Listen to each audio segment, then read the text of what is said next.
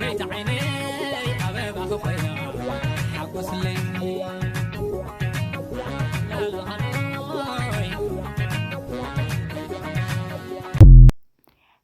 ሰላም ፍትዋትን ክብራንን አመል ዓለም ትርከቡ የቻናሌ ቤተሰብ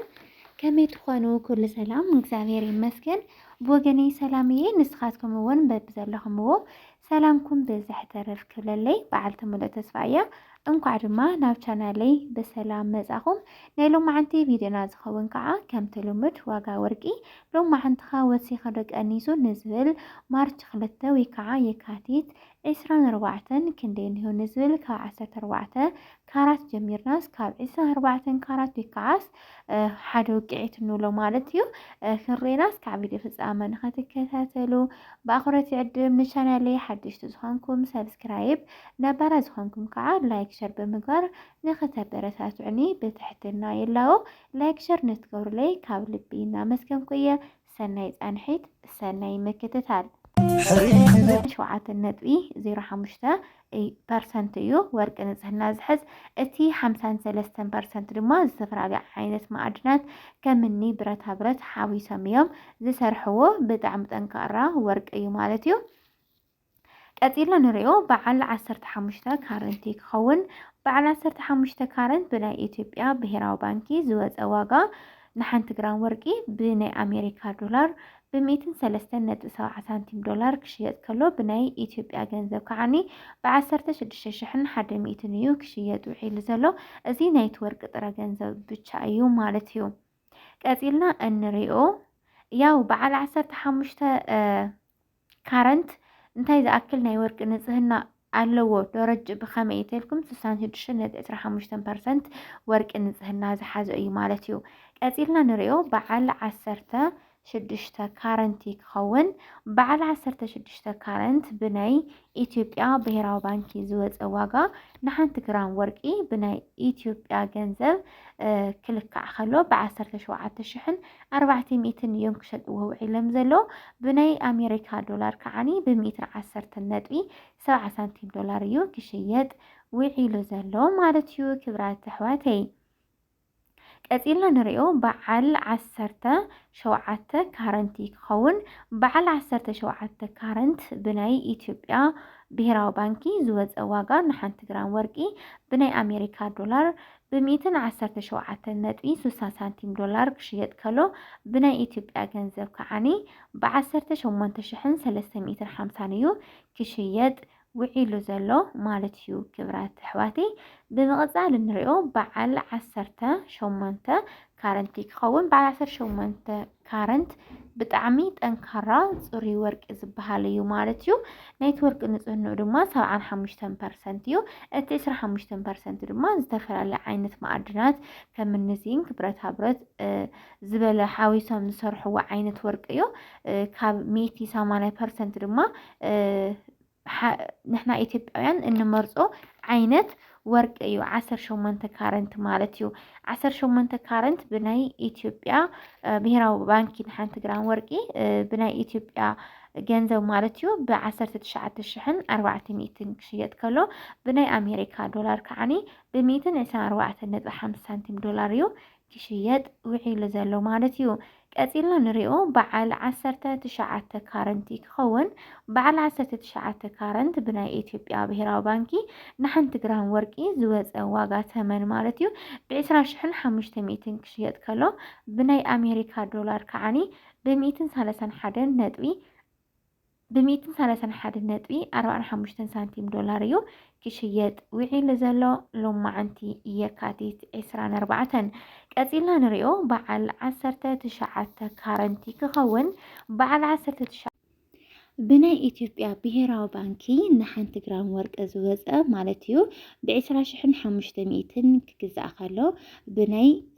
አሜሪካ ዶላር ከዓኒ ብ131.45 ዶላር እዩ ክሽየጥ ውዒሉ ዘሎ ማለት እዩ ቀጢልና ንሪኦ ከዓኒ በዓል 20 ካረንቲ ክኸውን በዓል 20 ካረንት ብናይ ኢትዮጵያ ብሔራዊ ባንኪ ዝወፀ ዕዳጋ ማለት እዩ ናይታ ወርቂ ጥረ ገንዘብ ብ21,000 ب21,903 قرشن كشيت كله بناي أمريكا دولار كعني ب238.35 ب238.35 دولاريو كشيت وعيل زلو نيتورك نزهنا تيز أكل برسنت نزهي تلكم كعني بعد 10 كارات مالتيو كميتي 82% نيتورك نزهنا زحاز أيو زلازي زواجازي بناي بهيراو بانكي نيتورك طرا ገንዘብ ብቻ እዩ ማለት እዩ ቀፂልና ንሪኦ ብጣዕሚ ንፈትዎ ኩላትና እንመርጾ ተመራፂ ወርቂ በዓል 21 ካረንት እዩ በዓል 21 ካረንት ኔትወርክ ንጽህንኡ እንታይ ዝኣክል ይተልኩም 85% ዝኣክል ወርቂ ንጽህና ኣለዎ 15% ደግሞ ዝተፈላለዩ ዓይነት ማዕድናት ሓዊሶም ዝሰርሕዎ ብጣዕሚ ጠንካራን ለስላሳን ንኽትሪኦ ደስ ዝብል ዓይነት ወርቂ እዩ ስለዚህ ናይዚ ዋጋ ድማ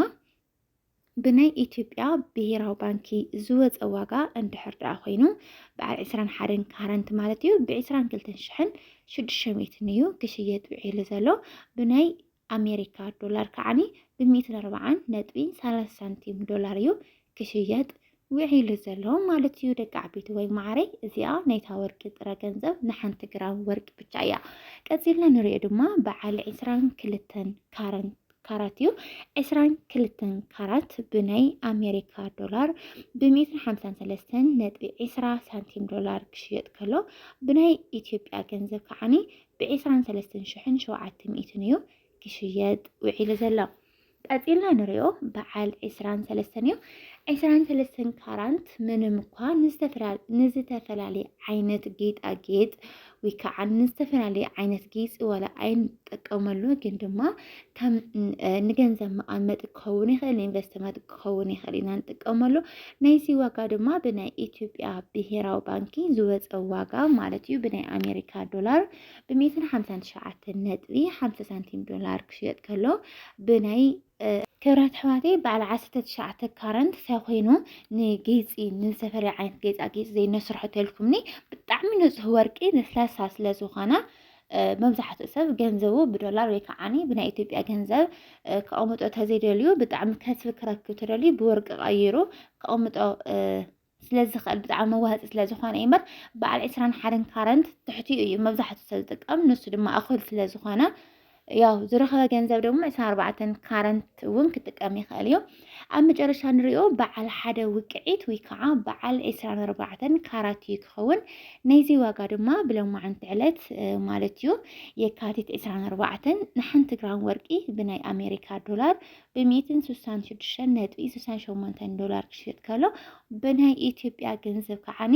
ብ25,900 እዩ ክሽየጥ ውዒሉ ዘሎ ንእሽተን ወሳኽ أرينا نيو أكل عينة كارات حد جرام وسخ أرينا نيو لو ما عندي إنها كبرات حواتي نيلو ما عندي زنهبرا واقع ورقي كرا أخلو حبشة وسخ أرينا يو كتسألو مكو صديق أنس نزل حبيرنا كرينا سكعبي دفز أمن استخدات الكمني كابل بنا مسكنكوية شير لايك سبسكرايب مقوار رما حريم لبي كما سقل عمزبا قدات زلاس يكون يا كربا نقالستوكي بسحيلا لحد مالس نبرقدا تشاميلي يا نس تشاميلي يا نس نافي غيا يا نس نافي غيا يا نس